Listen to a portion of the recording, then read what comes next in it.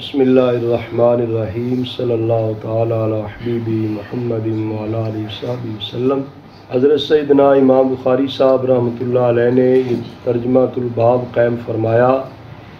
باب الاستعانۃ بالنجار والصناع فی اعواد المنبر والمسجد، کہ بڑھئی سے اور جو صنعت کار ہے اس سے مدد چاہنا منبر شریف کی تیاری میں اور مسجد شریف کے امور کے اندر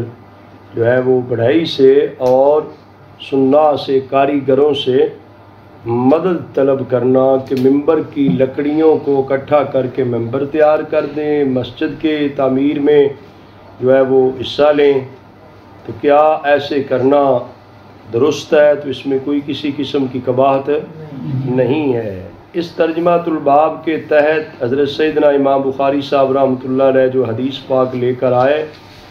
اپنی سند کے ساتھ، اس کی آخری راوی حضرت سیدنا سہل رضی اللہ تعالی عنہ ہیں۔ آپ فرماتے ہیں رسول اللہ صلی اللہ علیہ وآلہ وسلم نے ایک خاتون کو یہ پیغام بھجوایا، مری غلام کن نجارا یعمل لی اعوادا اجلس علیہن، اپنے بڑھئی غلام کو آپ حکم دیں کہ میرے لیے لکڑیوں کا ممبر بنا لائے جس پر میں بیٹھا کروں، اس کی شرح میں بھی موجود ہے اور باقی روایات بتاتی ہیں کہ اس خاتون نے آقا حضور علیہ السلام کی بارگاہ میں خود اس خواہش کا اظہار کیا کہ یا رسول اللہ صلی اللہ علیہ وسلم، میرا ایک غلام ہے، بڑھئی ہے، وہ لکڑیوں کا کام کرتا ہے، آپ اگر اجازت عطا فرمائیں تو آپ کے لیے لکڑیوں کا ایک ممبر بنا لائیں جس پر آپ بیٹھ کر خطبہ ارشاد فرمایا کریں، بعض نصیحت کیا کریں۔ تو آقا حضور علیہ السلام نے اس خاتون کی اس آفر کو قبول کیا اور پھر بعد میں پیغام بھجوا کے وہ ممبر شریف منگوایا۔ تو اس سے پتہ چلتا ہے کہ مساجد میں ممبر شریف جو ہے وہ رکھنے بھی درست ہے اور پھر ممبر شریف تیار کروانے بھی درست ہے، اور یہ بھی پھر پتہ چلتا ہے کہ نیک کاموں میں کسی کی استعانت کیا ہوتی ہے؟ مدد چاہنا، کسی کا تعاون لینا،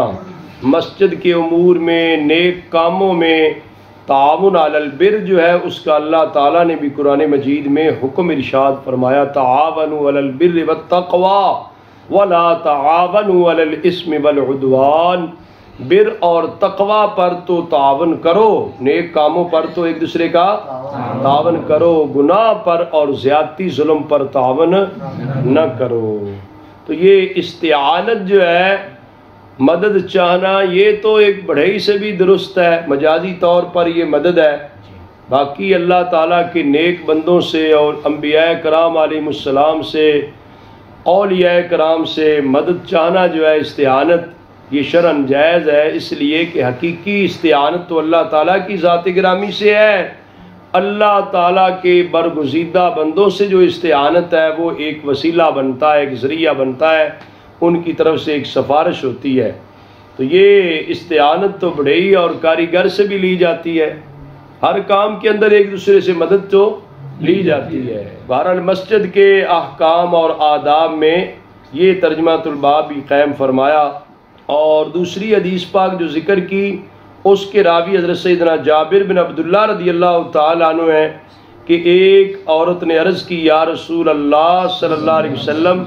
کیا میں آپ کے لیے کوئی ایسی چیز نہ بنوا دوں جس پر آپ بیٹھا کریں، کیونکہ میرا بڑھئی غلام ہے تو وہ یہ کام کرتا ہے۔ نبی کریم صلی اللہ علیہ وسلم نے فرمایا، ان شئت، اگر تو ایسے چاہے تو ٹھیک ہے۔ فعملت المنبر، تو اس خوش قسمت خاتون نے حضور علیہ السلام کے بیٹھنے کے لیے ممبر تیار کروایا جو مسجد نبوی شریف میں رکھا گیا۔ اس سے آپ اندازہ لگائیں کہ لوگ خود خواہش کا اظہار کرتے ہیں نیک کاموں میں حصہ لینے کے لیے، خوش نصیب لوگ ہوتے ہیں جو خود جو ہے اپنی محبت میں جو ہے اللہ کے نیک بندوں کی، صالحین کی خدمت کے لیے کوشاں رہتے ہیں، نیک کاموں میں بڑھ چڑھ کے حصہ لیتے ہیں، اور کچھ خوش نصیب ایسے بھی ہوتے ہیں جن کو اپیل کی جاتی ہے اور بات بتائی جاتی ہے تو وہ پھر اللہ کی دی توفیق سے نیک کاموں میں حصہ لیتے ہیں۔ بہرحال کچھ ایسے خوش نصیب بھی ہیں کہ جو خود کہتے ہیں جی ہم ایسے کر نہ دیں، تو یہ اور زیادہ بہتر ہوتا ہے۔ جتنا زیادہ اخلاص ہوگا امراء کے انفاق میں، اسی قدر ان کو اجر و ثواب بھی زیادہ ملے گا۔ تو لہذا مسلمانوں کو چاہیے مساجد کی تعمیر میں، ترقی میں، آباد کاری میں اپنے اپنے حصے کا کردار ادا کریں، اور اس کے اندر مرد حضرات بھی ہیں اور خواتین بھی ہیں، سب کا ایک اپنا حصہ ہے کہ وہ خدا کے گھر کی آباد کاری میں، تعمیر و ترقی میں جہاں تک ان کا دائرہ کار ہے اس کے مطابق وہ خدمت پیش کریں۔ حضرت سیدنا امام بخاری صاحب رحمۃ اللہ علیہ نے ترجمۃ الباب قائم فرمایا، من بنا مسجدہ، جس نے مسجد بنائی، مسجد کی تعمیر کی، تو ظاہر ہے مسجد کی تعمیر کرنا بہت بڑا کار ثواب ہے۔ حضرت سیدنا عثمان غنی رضی اللہ تعالیٰ عنہ سے حضرت عبید اللہ خولانی نے یہ سنا کہ آپ فرما رہے تھے اس وقت کہ جب لوگ حضرت عثمان غنی رضی اللہ تعالیٰ عنہ کے بارے بات چیت کر رہے تھے، جب آپ نے مسجد نبوی کی توسیع کی، مسجد نبوی کی مسجد رسول صلی اللہ علیہ وآلہ وسلم کی جب توسیع کی، تو اس وقت جو ہے لوگوں نے کچھ باتیں کی کہ حضرت سیدنا عثمان غنی رضی اللہ تعالیٰ عنہ نے مسجد کی پہلے والی حالت جو تھی اس کو بدل دیا، جیسے تھی ویسے رہنے دیتے، تو یہ توسیع کے اندر ضرور تھی۔ پھر اس وقت منقش جو ہے نقش و نگار والے پتھر بھی لگائے گئے، تو حضرت سیدنا عثمان غنی رضی اللہ تعالیٰ جب لوگوں کی باتیں سنی تو آپ نے فرمایا، انکم اکثرتم، تم نے بہت کچھ کہہ دیا، تم لوگوں نے بہت کچھ باتیں کر لی ہیں۔ فرمایا وَإِنِّي سَمِعْتُ رسول اللہ صلی اللہ علیہ وسلم، میں نے جو کچھ کیا میں نے تو رسول اللہ صلی اللہ علیہ وسلم کو یہ فرماتے ہوئے سنا ہے کہ من بنا مسجدن، بکیر راوی کہتے ہیں میرا خیال ہے ساتھ یہ بھی کہا تھا کہ جس نے مسجد بنائی یبتغی بہ وجہ اللہ، اللہ کی رضا تلاش کرتے ہوئے، اللہ کی رضا کے حصول کے لیے جس نے مسجد بنائی۔ درمیان میں تو یہ راوی کا نام اور الفاظ کا کچھ ہے نا ذکر، باقی روایت بن گئی من بنا مسجدً یبتغی بہ وجہ اللہ، جس نے اللہ کے رضا کے لیے مسجد بنائی، بن اللہ لہ مثلہ فی الجنہ، اللہ تعالیٰ اس کے لیے جنت میں اس کی مثل بنائے گا، اس کے لیے جنت میں محل بنائے گا، بہت بڑی رہائش بنائے گا۔ یہ اس شخص کے انعام کے لیے ہے، اعزاز کے لیے ہے جس نے دنیا کی زندگی میں رہتے ہوئے خدا کے گھر کی تعمیر میں، آباد کاری میں حصہ لیا۔ تو حسب استطاعت چاہیے کہ اللہ تعالیٰ کے گھر کی جو عظمت اور شان ہے اس کو پیش نظر رکھتے ہوئے اس کے اندر تمام مسلمانوں کو حصہ لینا چاہیے۔ جس طرح پیچھے آپ پڑھ چکے مسجد نبوی شریف میں آقا حضور علیہ السلام بنفس نفیس بھی شامل تھے، صحابہ اکرام مہاجرین و انصار رضی اللہ عنہ بھی شامل تھے، حضور علیہ السلام شامل ہونے والوں کو دعا بھی ارشاد فرما رہے تھے۔ تو ایسے نہیں ہونا چاہیے کہ مسجد بنانے کی ضرورت ہو تو لوگ پریشان ہوں، فنڈ نہ دیں، تعاون نہ کریں۔ مسلمانوں کو چاہیے کہ سب سے زیادہ ترجیح دیتے ہوئے جہاں مسلمانوں کی آبادی ہے، مسجد کی ضرورت ہے، وہاں فوری طور پہ مسجد قائم کی جائے، اپنے تمام تر وسائل کو بروئے کار لاتے ہوئے مسجد قائم کی جائے۔ مسجد ایک سنٹر بنتا ہے، مرکز بنتا ہے دین اسلام کا، اور اس کی آباد کاری بھی آگے خوبصورتی کے ساتھ ہو، اس کا نظم و نسق جو ہے وہ بھی خوبصورتی کے ساتھ ہونا چاہیے۔ جو منتظمہ کمیٹیاں، مساجد کی انتظامی کمیٹیاں جو ہیں وہ خدمت سر انجام دیتی ہیں، ان کو بھی خوش اسلوبی کے ساتھ، جہاں اپنے کاروبار کو ٹائم دیتے ہیں، اپنے گھر کے امور کو دیکھتے ہیں، دفتر کے امور کو دیکھتے ہیں، ان سے بڑھ کر مسجد کے معاملات کو اہمیت دینی چاہیے۔ اور مساجد کے ائمہ اور خطبائے کرام جو ہیں ان کو بھی چاہیے کہ ذاتی دلچسپی لیں، مساجد کی آباد کاری کے جتنے انتظامات کر سکتے ہیں، جو لوگوں کے لیے ایک مناسب سہولیات چاہیے ان کو مناسب سہولیات جو ہے عبادت اور بندگی کے ماحول کو قائم کرنے کے لیے مہیا کرنے کی کوشش کرنی چاہیے۔ اس لیے کہ لوگ جو ہیں وہ آج کے دور میں جب بہت ساری آسائش آ گئی، بہت ساری جو ہے فراوانی آ گئی ہے لوگوں کی دولت کے اندر، تو ان کی سہولیات اور ہو گئی ہیں، لہذا مساجد کی اتنی طہارت، نظافت اور صفائی کا انتظام کیا جائے تاکہ لوگ جو ہے وہ بڑی محبت اور ذوق شوق کے ساتھ مسجد میں آئیں۔ ویسے تو خدا کے گھر کی جو عظمت اور شان ہے اس کے پیش نظر تو ہر حال میں آنا چاہیے، اگرچہ بظاہر سہولیات نہ بھی ہوں خدا کے گھر سے مسلمانوں کو پیار کرنا چاہیے، لیکن ظاہر ہے حالات گزرنے کے ساتھ ساتھ لوگوں کا ایمان کا بھی وہ درجہ نہ رہا اور لوگوں کا وہ ذوق شوق نہ رہا۔ اس وجہ سے چاہیے کہ لوگوں کے لیے ایسی سہولیات بھی مساجد کے اندر قائم کی جائیں جن کے ساتھ ان کے آنے میں، وضو کرنے میں، عبادت اور بندگی کرنے میں کوئی کسی قسم کی دقت اور رکاوٹ نہ ہو۔ اور یہ کار خیر جو ہے اس میں پھر ہر فرد کو حصہ لینا چاہیے۔ آقا حضور علیہ السلام نے ارشاد فرمایا،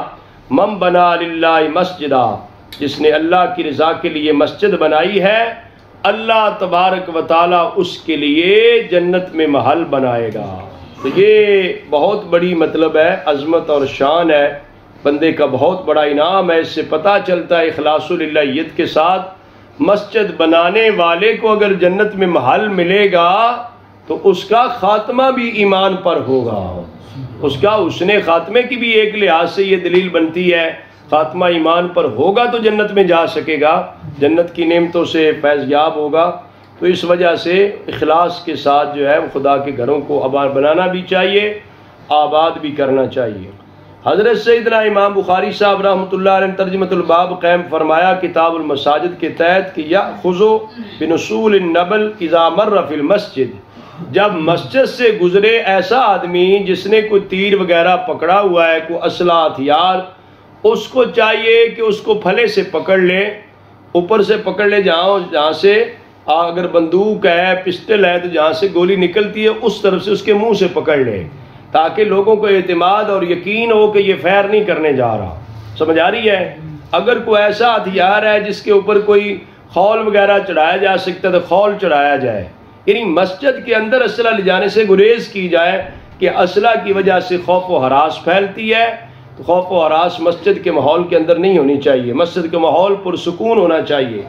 عبادت اور بندگی کرنے والوں کے لیے ہر لحاظ سے پرسکون ہو۔ آج کے دور میں چونکہ مسائل ایسے بنے کہ سیکورٹی رسک بنے اور پھر مساجد میں پروگرام جلسے ایسی چیزیں موجود ہوتی ہیں، ایسی شخصیات بھی آتی ہیں، تو اس وقت بھی سیکورٹی گارڈ جو ہیں ان کو چاہیے کہ وہ اپنی رائفل جو ہے اپنے پاس جو ان کے اسلحہ ہے اس کے منہ کے اوپر ہاتھ رکھ کے مسجد میں داخل ہوں، تاکہ لوگوں کو یہ ہو کہ یہ فیر نہیں کرنے جا رہا۔ ایسے نہ ہو کہ بالکل ٹینشن جس طرح ہوتا ہے اس طرح، تو پھر بہت بڑا خوف و راز پھیلتا ہے کہ آدمی ہے کچھ بھی کر سکتا ہے، اس وجہ سے گریز چاہیے۔ یہ مسجد کے آداب میں حضرت سیدنا جابر بن عبداللہ رضی اللہ تعالیٰ عنہ فرماتے ہیں کہ مسجد میں ایک آدمی گزرا، اس کے پاس جو ہے وہ تیر تھا، تو رسول اللہ صلی اللہ علیہ وسلم نے اسے فرمایا کہ اس کو آگے پھل سے پکڑ لے۔ اور اگلا باب جو ہے مرور فی المسجد، مسجد سے گزرنا، ویسے گزرگاہ تو مسجد کو نہیں بنانا چاہیے، مسجد کے اندر راستہ بنانا یا گزرگاہ سمجھنا یہ ٹھیک ہے نہیں ہے۔ تاہم گزرنے کی کبھی ضرورت پیش آ جاتی ہے تو اعتکاف کی نیت سے مسجد میں گیا، عبادت بندگی کی، دوسری طرف نکلنا پڑا، وہ اور چیزیں، لیکن گزرگاہ سے گریز چاہیے۔ حضرت سیدنا ابو بردہ رضی اللہ تعالی عنہ اپنے والد گرامی سے روایت کرتے کہ نبی پاک صلی اللہ علیہ وسلم نے فرمایا، من مر فی شیء من مساجدنا او اسواقنا بنبل، جو ہماری مسجدوں یا ہمارے بازاروں سے گزرے تیر کے ساتھ تو چاہیے اس کے پھل کو پکڑ لے، لا یعکر بکفی مسلمات، و ہتھیلی کے ساتھ کسی مسلمان کو زخمی نہ کرے، زخمی یعنی اسلحہ ہتھیار جو ہے اس کو ایک لحاظ سے وہ ایسے انداز میں رکھے کہ کسی اور کو اذیت اور تکلیف بھی نہ پہنچے، کوئی اس کو لگے نہ، زخم نہ ہو، حتیٰ کہ خوف و ہراس نہ پھیلے، اس سے گریز چاہیے۔ حضرت سیدنا امام بخاری صاحب رحمۃ اللہ علیہ نے ترجمۃ الباب قائم کیا، باب الشعر فی المسجد، مسجد میں شعر و شاعری، مسجد میں تو شعر شاعری جو نبی پاک صلی اللہ علیہ وسلم کی شان پر مشتمل ہے، اولیاء کرام کی منقبت ہے، اور جس میں اللہ تعالیٰ کے شریعت مطالعہ کے مطابق جو ہے دین اسلام کی عظمت اور شان بیان کی گئی ہے، ان کو تو اچھے انداز میں پڑھنے میں کوئی کبا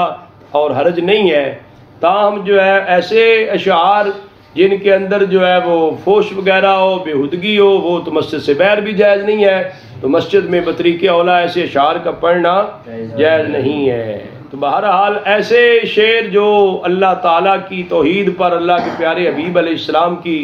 مد و ستائش پر ہو، اس میں کوئی حرج راویوں میں راوی حضرت حسان بن ثابت رضی اللہ تعالی عنہ، حسان بن ثابت انصاری رضی اللہ تعالی، جو شاعر رسول صلی اللہ علیہ وسلم تھے، جن کو یہ مرتبہ اور مقام حاصل تھا کہ حضور علیہ السلام ان کے لیے باقاعدہ طور پہ انتظام کرواتے، ممبر شریف رکھواتے اور اس پہ بیٹھ کر یہ حضور علیہ السلام کی مدح و ستائش بیان کرتے، نعت شریف پڑھتے، اور پھر جو دشمنان اسلام کی طرف سے آقا حضور علیہ السلام پر بے جا تنقید ہوتی، اس کا یہ شعر و شاعری کے اندر جواب عطا فرماتا ہے۔ گویا کہ عظمت رسول اور شان رسول صلی اللہ علیہ وسلم کا دفاع کرتے تھے۔ حضرت حسان بن ثابت رضی اللہ تعالی عنہ نے ایسے کیا کہ حضرت ابو ہریرہ رضی اللہ تعالی گواہ بناتے ہوئے انہیں کہا کہ میں تجھے اللہ کی قسم دیتا ہوں، السمیت النبی صلی اللہ علیہ وسلم یقول، اے ابو ہریرہ آپ بتائیں کیا حضور علیہ السلام کو یہ فرماتے سنا ہے آپ نے، یا حسان اجب عن رسول اللہ صلی اللہ علیہ وسلم اللہم ایدہ بروح القدس، اے ابو ہریرہ آپ نے سن رکھا ہے کہ حضور نے یہ فرمایا تھا میرے لیے کہ اے حسان رسول اللہ صلی اللہ علیہ وسلم کی طرف سے جواب دیجئے، قربان جاؤں حضور علیہ السلام کی طرف سے، ہاں بیٹا حضور علیہ السلام کے دفاع میں وہ کفار کو جواب دینے کے لیے اشعار پڑھتے تھے، تو حضور نے فرمایا آپ جواب دیں میری طرف سے، ساتھ یہ دعا بھی ارشاد فرمائی اللہم ایدہ بروح القدس، اے اللہ حسان کی روح قدس کے ساتھ مدد فرما، روح قدس کے ساتھ۔ اس سے یہ پتہ بھی چلتا ہے کہ آقا حضور علیہ السلام کی ذات گرامی، آپ کی عظمت شان، آپ کی جو شان ختم نبوت ہے، آقا حضور کی ناموس مبارک ہے، عزت مبارک ہے، اس حوالے سے جو اٹیک ہوتے ہیں، جو لوگوں کی طرف سے حملے ہوتے ہیں، ان کے جواب دینے کو رسول اللہ صلی اللہ علیہ وسلم نے بڑا پسند بھی کیا، اور جواب دینے والے کے لیے حضور نے خصوصی دعا بھی فرمائی ہے، اور اللہ تعالیٰ کی طرف سے غیبی تائید کی دعا کی ہے۔ اور آج تک بزرگان دین کہتے آ رہے ہیں کہ جس خوش نصیب کو حضور کی ذات کا دفاع نصیب ہو جائے، عقیدہ ختم نبوت کے تحفظ کے لیے، حضور کی شان ختم نبوت کے تحفظ کے لیے جو کوشش اور کاوش کرتا ہے، اس کو اللہ تعالیٰ کی طرف سے غیبی تائید حاصل ہوتی ہے۔ رسول اکرم صلی اللہ علیہ وآلہ وسلم کا دست کرم اس کی پیٹھ پر ہوتا ہے اور اسے شاباش ملتی رہتی ہے۔ یہ اللہ تعالیٰ کے جن بھی خوش نصیب بندوں کو ناموس رسالت کے تحفظ کی توفیق ملی، عقیدہ ختم نبوت کے دفاع کی توفیق ملی ہے، ان کے لیے اللہ تعالیٰ اور اللہ کے پیارے حبیب علیہ السلام کی طرف سے اس طرح کی تائید کے اشارے ملتے ہیں، جس طرح حضرت تاجدار گولڈا حضرت پیر سید مہر علی شاہ صاحب رحمۃ اللہ علیہ، آپ نے قادیانی کے خلاف جو اعلان مبالہ کیا اور اس کے چیلنج کو قبول کیا، اور یہاں سے آپ لاہور تشریف لے گئے، تو اس پورے سفر میں بھی اور پورے اس پروگرام کے اندر حضرت تاجدار گولڈا رحمۃ اللہ علیہ کو تائید رسول صلی اللہ علیہ وسلم حاصل رہی ہے۔ یہ باقاعدہ طور پہ لوگوں نے کہا، آج بھی کچھ اہل علم و فضل کا کہنا ہے کہ جو عقیدہ ختم نبوت کے تحفظ کے لیے حضرت امیر المجاہدین مولانا خادم حسین رضوی صاحب رحمۃ اللہ علیہ سے اللہ تعالیٰ نے کام لیا، انہیں بھی یہ تائید رسول صلی اللہ علیہ وسلم حاصل تھی، جو اپنے خاص اور مخصوص انداز میں انہیں جانا انہیں مانا نہ رکھا، غیر سے کام پڑا کرتے، اس کے پس پردہ کچھ ایسی تائید کے اشارے بھی موجود تھے۔ تو یہ اللہ تعالیٰ کی طرف سے عظمت رسول کا یہ شان اور مقام ہے۔ حضور کی ناموس اور عزت کے لیے جو دفاع کرے گا، جد و جہد اور کوشش کرے گا، اللہ تعالیٰ کی طرف سے، اللہ کے حبیب علیہ السلام کی طرف سے تائید اسے ہوتی رہے گی۔ حضور علیہ السلام نے دعا ارشاد فرمائی، اللہم ایدہ بروح القدس، اے اللہ حسان کی روح قدس بھیج کر، جبریل امین بھیج کر ان کی مدد فرما۔ فرشتوں کے سردار ہے، سدرۃ المنتہا سے سپورٹر آ جاتے ہیں، مدد کرنے والے آ جاتے ہیں۔ اگر حضور کی عزت کے لیے کچھ کام کیا جائے، کافروں کو جواب دیا جائے، دشمنان اسلام کو جواب دیا جائے، تو اللہ تعالیٰ کی طرف سے سدرۃ المنتہا سے بھی سپورٹر آ کے سپورٹ کرتے ہیں، مدد کرتے ہیں۔ اس وجہ سے ہمیں یہ نقطہ سمجھ لینا چاہیے۔ حضرت حسان نے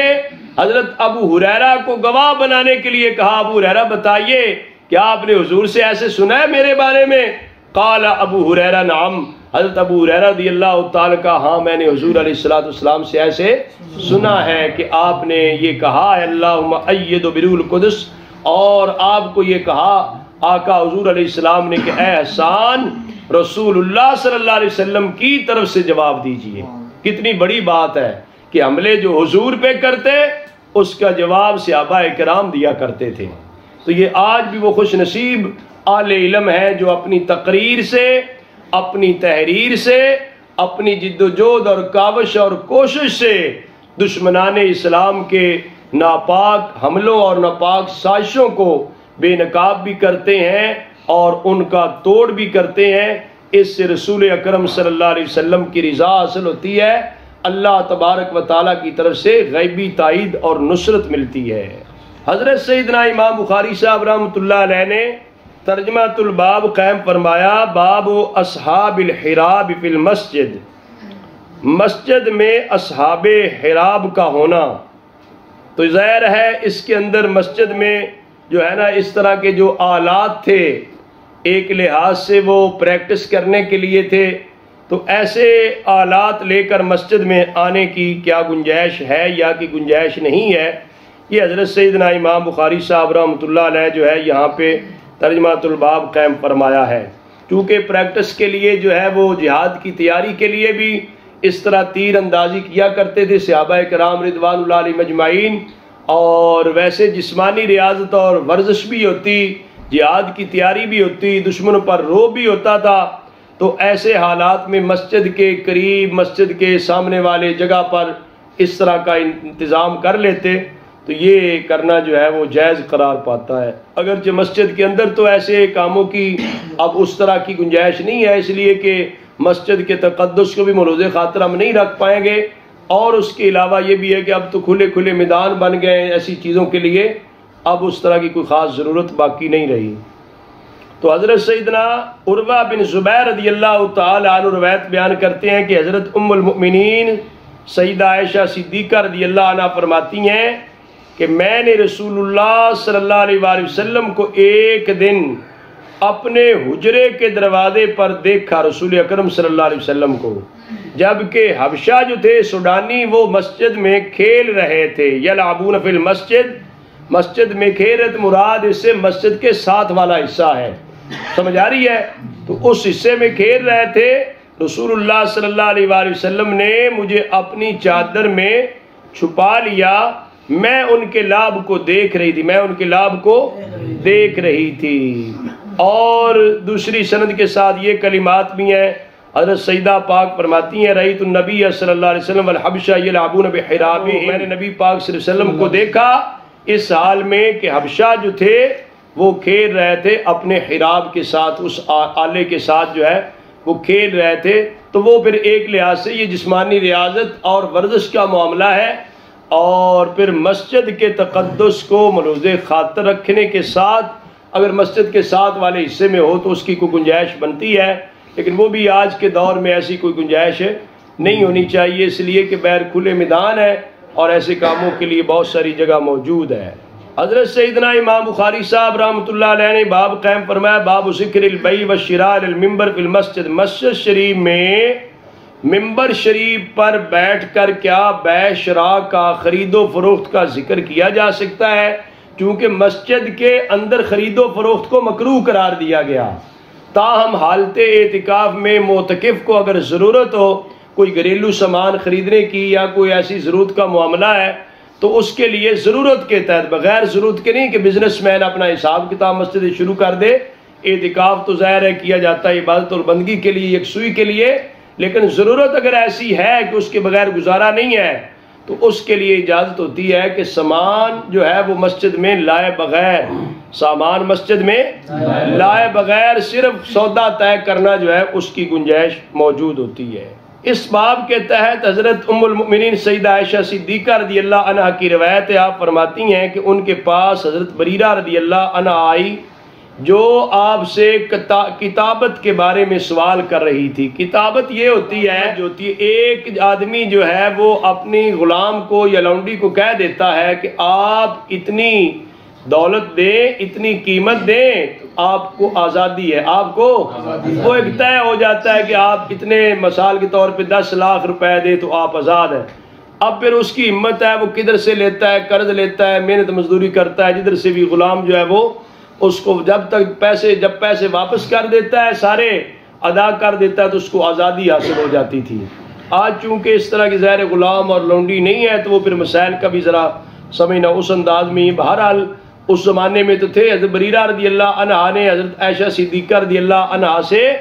اپنی کتابت کے حوالے سے بات کی تھی کہ میرے لیے کوئی بندوبست کیا جائے، میرے آقا نے مجھے یہ کہا ہے کہ آپ 9 اوقیہ جو ہے وہ پیش کریں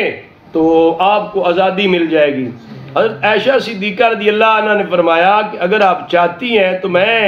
آپ کے اہل کو سمن وہ دے دیتی ہوں، لیکن یہ ہے کہ فرمایا ولا میرے لیے ہوگی۔ ولا ولا ہوتی ہے ایک رشتہ داری ہوتی ہے قسم ولا جو ہے، اور جو ہوتے ہیں جن کو آزاد کروایا جاتا ہے نا،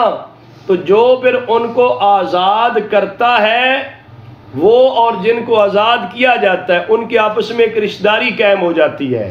کہ اگر جس کو آزاد کیا گیا وہ اگر فوت ہو جاتا ہے تو اس کی پھر جو جائیداد ہوتی ہے اس کی وراثت بھی آزاد کرنے والے کو حاصل ہوتی ہے۔ یہ ولا ہوتی تھی، تو یہ فرمایا کہ ولا میری ہوگی۔ تو جب اس کے مالک کو پتا چلا جس نے پیسے لے کے آزاد کرنا تھا، اس نے کہا نہیں میں پیسے لے کر آزاد تو کر رہا ہوں لیکن یہ ولا میرے لیے ہوگی۔ ولا وہ آزاد تو نہیں کر رہا تھا نا، وہ تو ظاہر ہے پیسے لے رہا تھا، ایک لحاظ سے بیچ رہا تھا، تو آزاد تو حضرت عائشہ صدیقہ نے خریدنا تھا بریرہ کو، حضرت بریرہ رضی اللہ عنہ کو خرید کر ان کو آگے آزاد کرنا تھا۔ تو اس مسئلے میں سرکار دو عالم صلی اللہ علیہ وآلہ وسلم سے رہنمائی چاہیے تھی، تو آقا حضور علیہ السلام نے رہنمائی فرمائی۔ سیدہ عائشہ صدیقہ نے تو اس کو کہا اگر چاہے تو میں آپ کے اہل کو دے سکتی ہوں، ولا میری ہوگی۔ ان کے گھر والوں نے کہا نہیں ان شیت اگر آپ چاہیں تو باقی جو رہتی ہے وہ دے دیں لیکن ولا نہیں ہوگی۔ حضرت سفیان راویوں میں کہتے ہیں ایک دفعہ یہ بھی کہا کہ ان شیت اگر چاہیں تو آپ آزاد کر دیں، ولا ہماری ہوگی۔ جب انہوں نے یہ کہا عائشہ صدیقہ سے کہ آپ چاہتی ہیں تو آپ خرید کے آزاد کریں، ولا آپ کو نہیں ملے گی، جبکہ ولا ملنی چاہیے تھی۔ کہتے جب رسول اللہ صلی اللہ علیہ وسلم تشریف لائے تو حضرت سیدہ عائشہ صدیقہ رضی اللہ عنہ فرماتی میں نے عرض کیا آقا حضور یہ معاملہ ہے، تو آپ نے فرمایا اس کو خرید لے اور خرید کے تو آزاد کر دینا، فَإِنَّمَا الْوَلَاءُ لِمَنْ آتَقَا،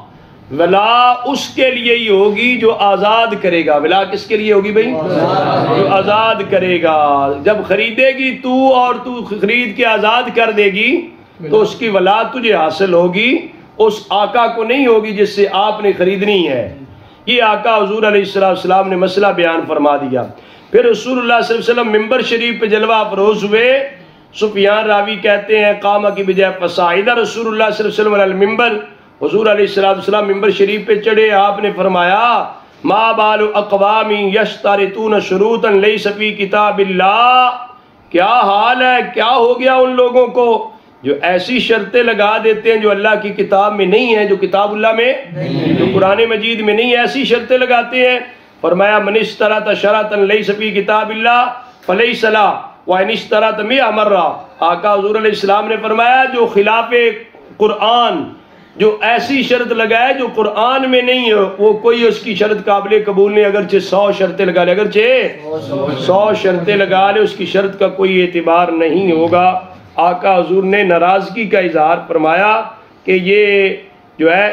شرطیں اپنی طرف سے نہیں لگانی چاہیے، اللہ تبارک و تعالیٰ کے جو احکام ہیں قرآنی آیات ہیں وہ جیسے ہیں ان کو ایسے ہی رکھا جائے۔ تو یہ بہرحال اس کے اندر جو ہے وہ حضرت بریرہ رضی اللہ تعالیٰ عنہ کو خریدا گیا اور ان کو جو ہے وہ آزادی دی۔ اور ایک مسئلہ اس میں یہ بھی تھا کہ جب ان کو خرید کے آزاد کیا جاتا تھا لونڈیوں کو، اس وقت ان کا جو پہلا نکاح ہوتا تھا وہ نکاح میں بھی پھر آگے با اختیار ہوتی تھی، چاہتی تو اختیار وہ نکاح برقرار رکھتی، چاہتی تو نکاح برقرار نہ رکھتی۔ تو حضرت بریرہ رضی اللہ عنہ کا چونکہ نکاح تھا حضرت مغیث رضی اللہ تعالیٰ عنہ سے، تو جب حضرت بریرہ رضی اللہ عنہ نے ان کو چھوڑ دیا تو حضرت مغیث رضی اللہ تعالیٰ کے بارے میں آتا ہے کہ وہ بہت زیادہ جو ہے ان کی محبت میں درپے رہتے تھے، جس میں گلی کوچے میں مدینہ منورہ کی گلی کوچے میں ہوتے ان کے شوہر، تو روتے رہتے تھے، ان کے آنسو جو ہیں داڑھی پر آ جاتے، پورا چہرہ جو ہے بھر جاتا۔ نبی پاک صلی اللہ علیہ وسلم کو حضرت عباس رضی اللہ تعالیٰ عنہ نے سفارش کی اس حوالے سے، تو آپ صلی اللہ علیہ وسلم نے فرمایا اپنے چچا عباس سے، آپ تعجب نہیں کر رہے مغیث کی بریرہ کے ساتھ محبت کتنی ہے، اور بریرہ کو مغیث کے ساتھ جو ہے وہ بغض کتنا ہے، نفرت کتنی ہے؟ یعنی بریرہ جو ہے وہ پسند نہیں کر رہی، لیکن اس کا شوہر جو ہے اسے اتنا زیادہ پسند کرتا ہے کہ وہ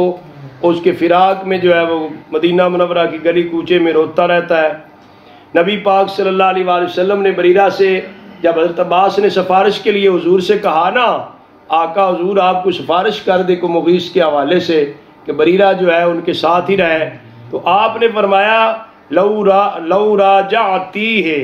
کاش کہ آپ رجوع کر لیں اس کے ساتھ، اس کے پاس رہیں۔